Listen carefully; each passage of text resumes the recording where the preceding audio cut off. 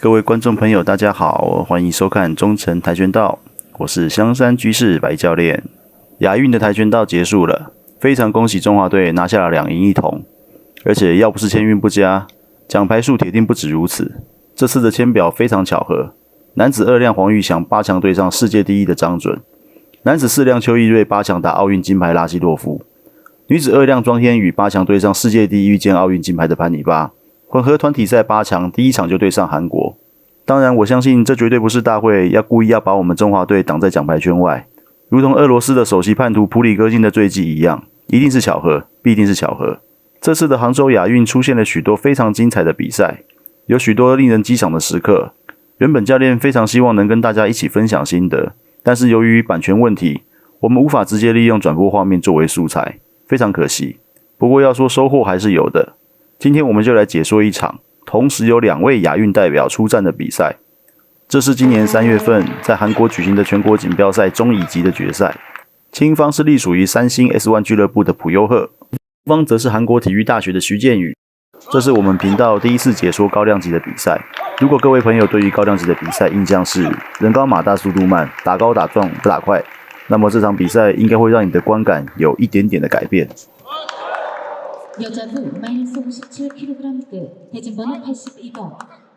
神龙摆尾，打了一个青方措手不及拿下4分。这里红方选手先做了一个上步，然后才突然转身后踢中端。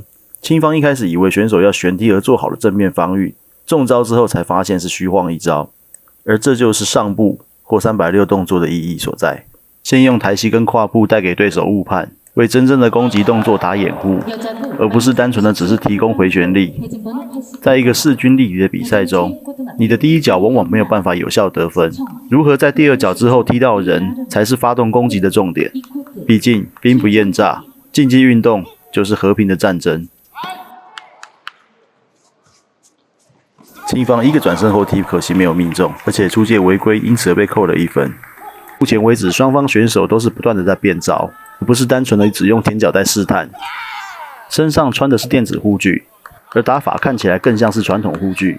姑且不论效果如何，至少给人有一种拳拳到肉的感觉，比起常见的前脚打法要更加的扎实。红方一个后旋踢了个空，青方反击也没有抓到，目前还是红方暂时领先的局面。一个正拳进去，可惜没有得分。看来红方的进攻还是很积极的，并没有因为自己有些微的领先优势而采取龟缩战术。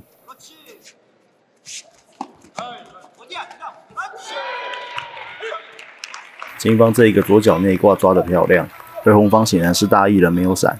其实选手被踢到头是一件很正常的事情，就像是棒球比赛里的投手被打全垒打一样，只要你比赛比得够多，总是会遇得到的。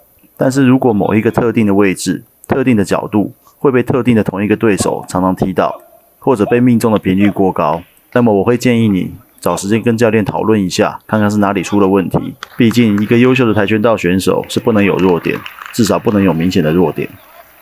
比赛已经过了1分钟，照理来说双方应该还是处于试探的阶段，但是现在的分数加起来已经超过2位数了，就第一回合来说未免太高了一点。而且从旋踢到后旋，所有的足迹都已经在场上至少出现了1遍，所以我们可以得知以下结论：1. 2位选手的动作都非常全面； 2. 2位选手彼此都非常熟悉。事实上，这2位都是本届杭州亚运的韩国代表，也是常年在国家队的队友，不熟悉的话那才奇怪。这一脚后踢踢得漂亮，可惜没有得分。要注意的是，这是青方选手在第1回合的第2脚后踢，这踢击的频率已经跟他踢上端动作差不多了。那这又有什么特别的呢？首先，一般中高量级的选手通常是打前脚为主，后脚攻击是辅助，而转身动作通常是机会真的很好才会拿来放冷箭。一场比赛顶多用个1-2次，毕竟风险太高，万一没踢中就是送个大空档给对手，相当于把欢迎光临写在后脑门上面了。再来，当过选手的都知道，后踢要踢得快很容易，要踢得准也很容易，但是要踢得又快又准那就非常不容易。但在实战中后踢得分的都是王者，又是一脚后踢，可惜没有得分。看来朴优赫对自己的后踢已经自信到一个丧心病狂的地步了。第1回合剩下10秒钟，双方还是平手，双方你来我往，都想拿下这一回合。青方选手一个前脚旋踢给他逮到，方选手持续猛攻想要追平，可惜回天乏术。最后第1回合就让青方选手拿下。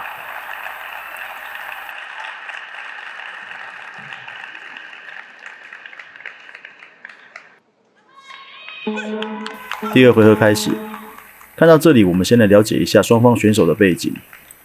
青方选手朴优赫，今年24岁，毕业于韩国体育大学，目前隶属三星 S1 跆拳队，身高192公分，目前世界排名第8，是2002年墨西哥世界锦标赛的6量冠军，也是最近刚出炉的杭州亚运金牌得主。红方选手徐建宇，今年19岁，同样毕业于韩国体育大学，身高184公分，目前世界排名第13，是去年曼彻斯特大奖赛冠军。值得一提的是，他在曼彻斯特的16强赛打赢的就是朴优赫。而在身材条件上，徐建宇比朴优赫略逊一筹，年纪却小上5岁。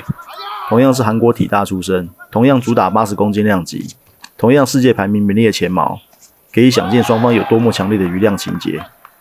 这一次的杭州亚运，朴优赫是80公斤的代表，徐建宇则是因为在今年2月份的选拔赛输给了朴优赫，所以只能参加混合团体战。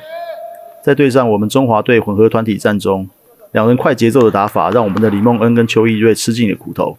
不过危机也是转机，这恰好说明了现在即使是中高量级，高频率的攻击以及灵活多变的打法已经是世界的潮流跟趋势。规则的修改也越来越鼓励主动攻击。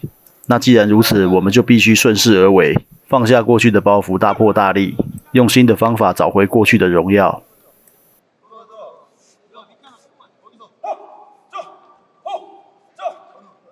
双方因为太晚分开被判了一个警告，这个警告其实有一些不大应该。虽然有时候在战术层面我们会为了得到一些喘息的机会，或者是确保领先的优势而采取一些犯规战术，不过以刚刚的状况来看，这个警告除了白送对手1分之外好像没有什么意义。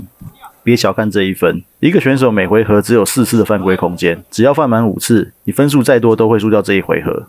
一个优秀选手可以输，但是不能输在自己手上，永远不要让犯规成为压垮你的最后一个稻草。比赛已经过了一半，我们可以发现到双方选手在进攻的时候重心都会压得很低，重心只要够低就可以增加移动时候的流畅度，而只要动作越流畅、越利落、越简洁，你的速度就是越快。至于站得越低，是不是越容易被踢到头？姑且不考虑身材条件的差距以及对方的柔软度，除非对方的腿长是可以伸缩的，否则他也得要跟上你的步伐才行。毕竟我只要一个步伐就可以瞬间移动20公分，但是腿没办法瞬间长长20公分，所以步伐才是掌握距离的关键，而掌握距离才是掌握得分的关键。这一脚后踢踢得漂亮，可惜被挡下；再一脚后踢，可惜还是没有得分。这只能说红方对于青方的动作太熟悉了，而不是青方踢得不够好。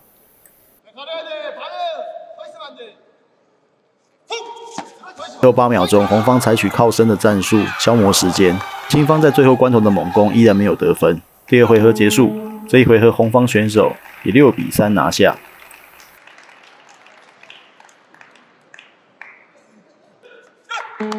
第3回合开始，韩国队身为宗主国以及世界跆拳道的强权，在男子奥运3量，也就是80公斤这个量级，表现却相对的不是很出色。事实上，自从雪梨奥运跆拳道列入正式项目以来，总共发出了48面金牌，而韩国队就包办了1/4，就连重量级都曾经拿过3面金牌，却从未在这个量级打进过决赛，是一个相对弱势的量级。以最近3届奥运来看，奥运男子3量的金牌几乎都是被欧洲所垄断。不过韩国现在出了朴优赫与徐建宇这2位绝代双骄，一个是去年墨西哥世锦赛的冠军，一个是去年曼彻斯特大奖赛的冠军，再加上原本这个量级的霸主俄罗斯的马克西姆·赫拉姆佐夫退隐江湖，明年的巴黎奥运一定会很精彩。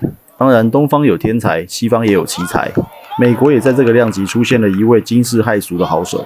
但是打法跟风格完全是另外一种优秀选手的典型。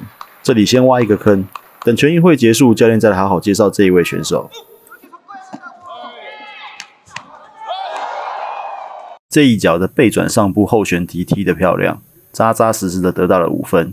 这同时也是我们香山馆天才地的招牌动作，只是在成人组的高量级比赛中看到，这还是头一回。我们可以注意到这一套复杂的连续动作，在徐建宇手下做出来是非常流利的，甚至在踢到人之后重心也没有偏掉，必定是长久以来持之以恒刻意练习的结果。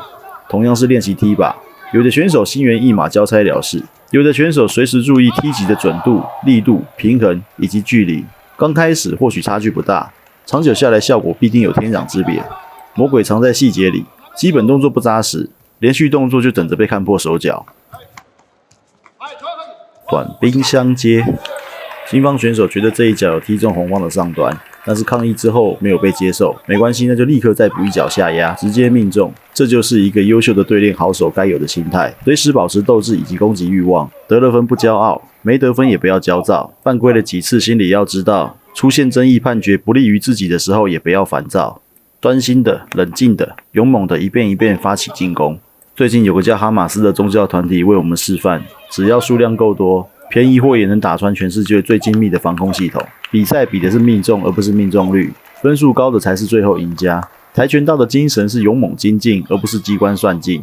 只追求险胜的选手不是好选手。这场比赛给我的启示，不在于两边的选手踢击多么的华丽，也不在于某几个精彩的关键时刻，而是在于他们无论是领先还是落后，对于得分永不休止的追求，不会因为领先个几分就想混到最后。光靠小技巧，撑得了3秒，撑不了30秒。光凭小聪明，或许能杰出一时，但无法伟大一世。积极的心态才是一个选手最好的礼物。红方选手目前在落后的情况下，又被判了一个抓人犯规，看起来十分懊恼。不过懊恼归懊恼，他还是持续的发起进攻，毕竟机会是要靠自己争取的。跆拳场上没有你打不穿的铜墙铁壁，只有你自己踢得够不够力。技不如人可以卧薪尝胆，再接再厉，但是不能因为一时的成败而自暴自弃。做一件事的态度，就是做所有事的态度。跆拳道也只是生命中的一部分，而不是一切。这里学到的东西能让我们的人生过得更好，这才是终极目标。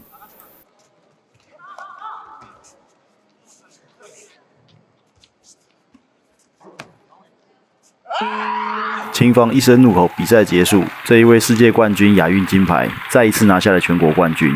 我们也期待看到他在巴黎奥运的表现。今天的解说就到这边为止。我们是新竹市香山区的香山道馆，我是白教练，谢谢你的收看，我们下次再见，拜拜。